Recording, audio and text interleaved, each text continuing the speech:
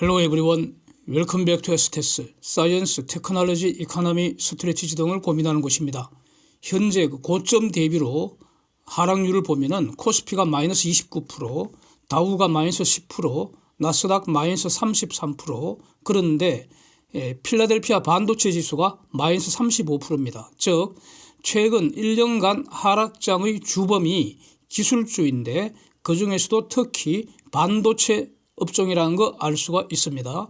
물론 그 개별 주식 중에는 가령 테슬라는 마이너스 62%이기 때문에 폭락 대장 테슬라다 이렇게 말할 수 있겠는데 이런 게 몇 개가 있습니다.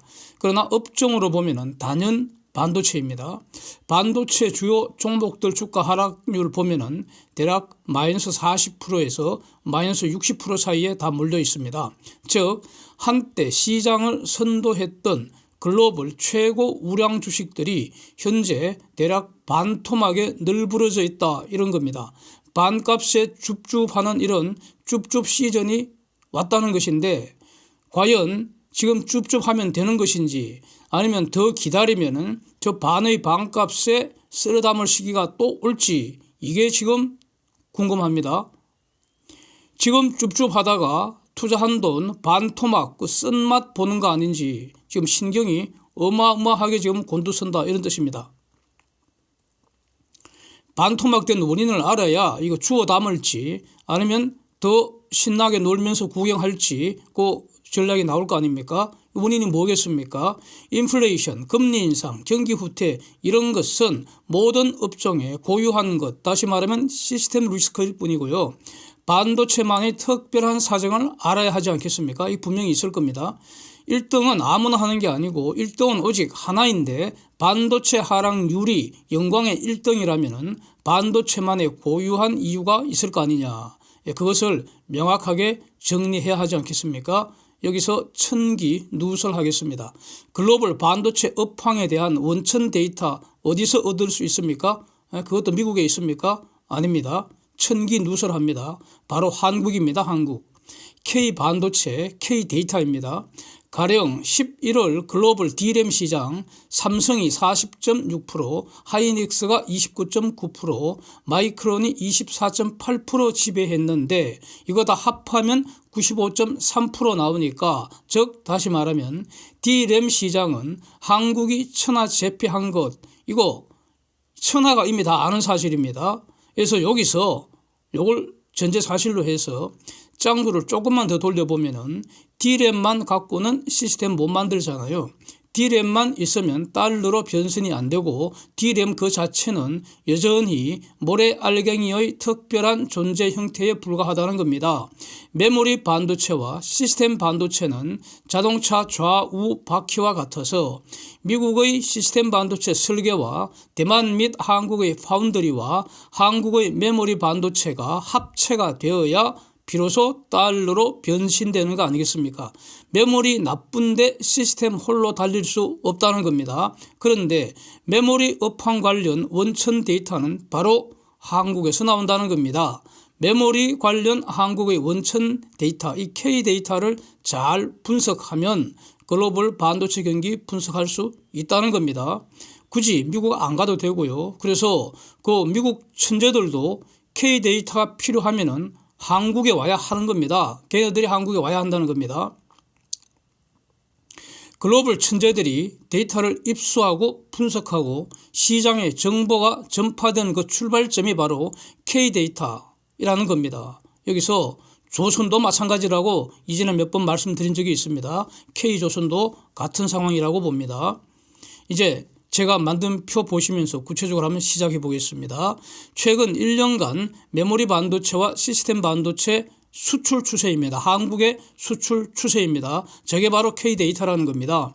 저 숫자는 삼성전자와 하이닉스의 매출 합계 추세와 1:1 대응관계에 있을 겁니다. 1:1 대응관계. 숫자가 그대로 똑같다는 의미는 아니고요. 대응관계라는 겁니다. 매핑. 매핑. 그래서 물론 환율 영향 저게 더해지겠죠. 자, 저거 가만히 보면은 하반기부터 감소하더니 10월과 11월에 폭삭 주저앉아서 저 자유낙하 시작하는 거 아닌지 섬뜩하다는 겁니다. 저거. 10월은 뭐냐? 중공의 수출이 전년비 마이너스 0.3% 쪼그라들기 시작한 달이고요. 11월에는 중공 수출이 전년비 마이너스 8.7%로 가속이 됐고요. 수입을 보면은 여기서 중공의 수입이 중요하지 않습니까? 수입은 11월에 전년비 마이너스 10.6%, 여기서 반도체 수입은 전년비 무려 마이너스 30.5%였습니다.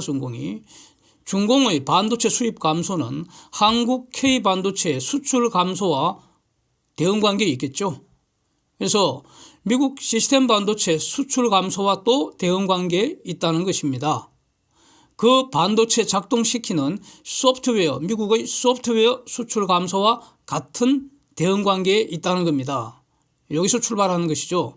한국의 반도체 수출 이제 보면은 11월에 전년비 마이너스 29.8%, 즉 중공의 반도체 수입 감소와 비슷한 비율, 다시 말하면 1대1 대응관계에 있다 이런 겁니다.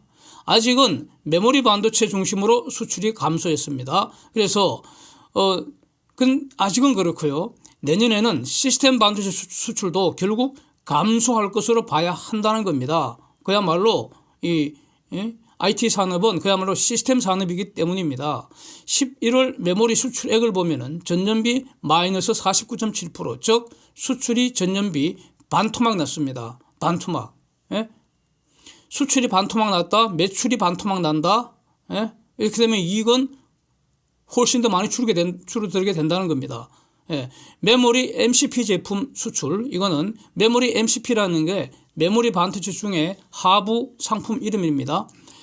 마이너스 55.4%, 와, 반도 안 된다는 거고요. DRAM 수출 전년비 마이너스 51%에 불과합니다. 예, 반 이상 날아갔습니다.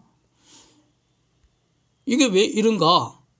상대적으로 중공이 메모리 반도체 기업 꽤 하고 있지 않습니까? 그래서 한국의 메모리 반도체 중공 수출 가장 큰 타격을 받은 것으로 이렇게 이해하는 것, 해석하는 것이 맞지 않겠습니까? 그래서 저 지금 수출이 반토막 났다, 예, 매출이 반토막 나는 겁니다. 그러면 이익은 얼마나 줄어들겠습니까? 이러니 하이닉스 4분기 지금 그 이익 예상치가 1조 원 이상 적자 난다, 이렇게 예상치가 지금 나오고 있습니다.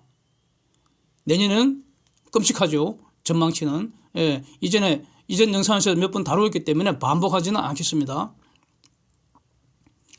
자, 반도체는 지금 메모리 반도체와 시스템 반도체를 지금 분류를 했지 않습니까? 저 그림에서. 이제 메모리는 봤고요. 시스템 반도체를 보면은 11월에 전년비 8.8% 증가했습니다. 와, 반갑죠?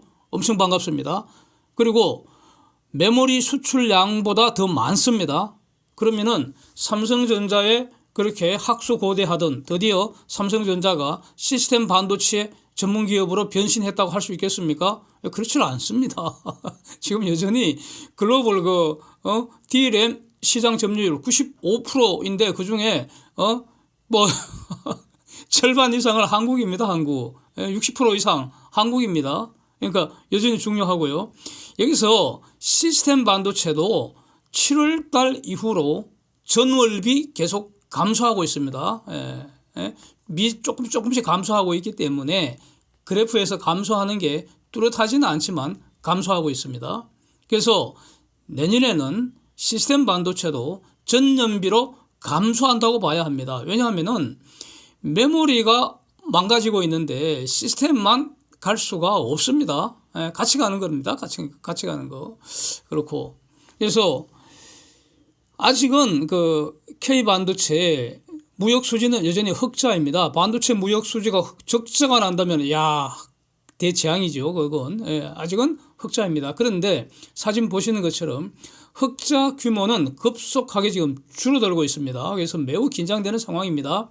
한국의 전체 무역 수지 적자에서 지금 벗어나지 못하고 있는데 그 중요한 원인 중에 하나가 바로 반도체 무역 수지 흑자가 줄고 있다. 얼마나 줄어드느냐?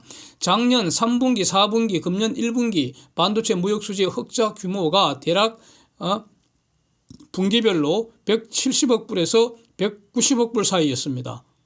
상당했죠. 그런데 10월 달, 11월 달 두 달간 흑자는 45억 불 수준으로 줄었고요. 제가 보기에는 4분기에 그 무역수지 반도체 무역수지 흑자 대략 한 60억 불 정도 될 것 같습니다. 즉 금년 1분기 무역수지의 대략 한 3분의 1 수준으로 완전히 쪼그라들어 버렸습니다. 여기서 이제 제가 계속 말씀드리는 내용인데 다시 한번 보겠습니다. 한국의 그 단일 산업에서 반도체 다음으로 달러를 많이 쓸어 담을 수 있는 업종은 언제나 조선업뿐이었을 겁니다. 기본적으로 조선업입니다. 조선업은 그러니까 수주한 거 거의 그대로 달러로 쓸어 담는 것입니다. 그렇게 보면 큰 오차가 없습니다. 조선업입니다. 그래서 이제 그 조선업은 수주하고 나서 대략 한 그 2년 정도 지나야지 이제 달러가 잔금 받으면서 배 인도하고 잔금 받으면서 이제 그 매출이 실현되니까 일단 금년 4분기 현재까지 조선업 수주 금액은 지금 삼성, 현대, 대우 요것만 딱 합친 거, 요 회사가 5개 아닙니까? 5개 회사 합친 것만 77억 달러 정도 된다는 겁니다. 아직 12월 남았습니다. 그래서 뭐 80한 3, 4, 5억 불 이렇게 될 수도 있다고 봅니다. 그 수주 금액이. 즉 이미 반도체 무역 수지 흑자 4분기에 대략 한 60억 불 예상되니까 넘었잖아요. 조선의 수주 금액이 반도체 무역 수지 흑자보다 넘었습니다.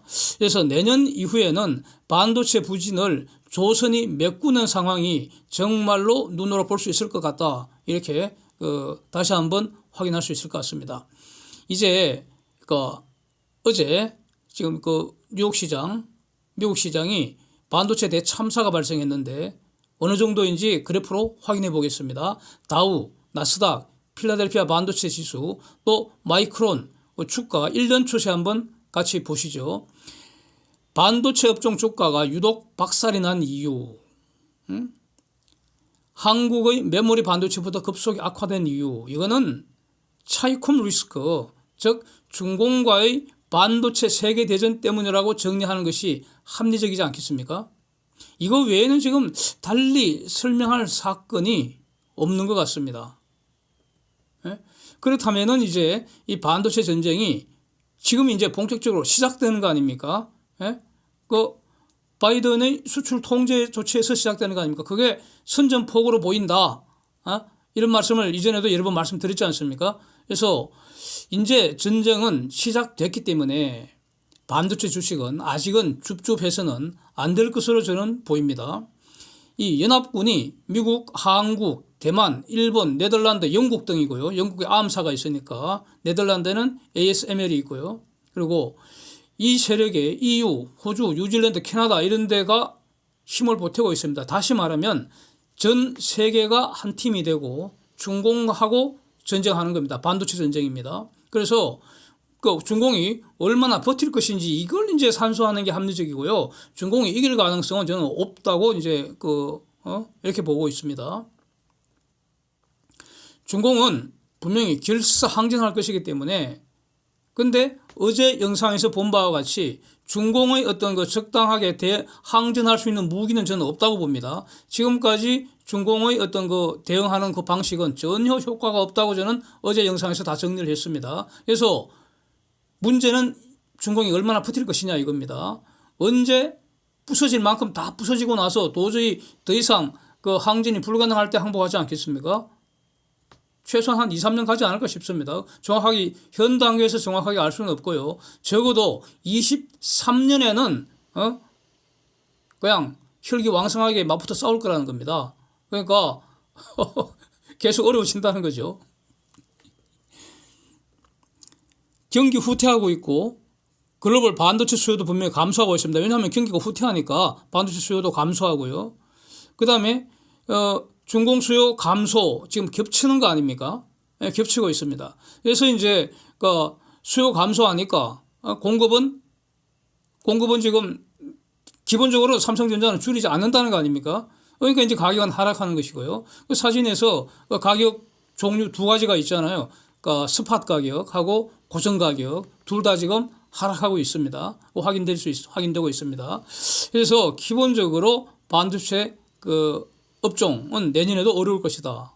이렇게 정리하는 게 맞을 것 같습니다. 그중에서 특히 이제 메모리만 그 중점적으로 하고 있는 메모리에 특화되어 있는 하이닉스가 직격탄 맞는 거 아니냐. 게다가 지금 그 한 2년 됐나요? 인텔의 그 낸드 사업부 인수한 거 그게 지금 그 당시에는 잘 하는 것이라고 봤는데 야, 2년 지나고 나니까 그게 지금 독이 되고 있다는 거 아닙니까? 그래서 더 직격탄을 맞는 거 아니냐 이겁니다. 삼성전자도 어려울 거는 마찬가지고요. 그래서 삼성전자 하이닉스가 지금 코스피에 시총 1, 2등 하는 거 아닙니까? 예? 그 다음에 반도체 관련은 매우 중요한 것이고요. 예? 그래서 코스피 지수 기본적으로 상승하기는 힘든 거 아니냐.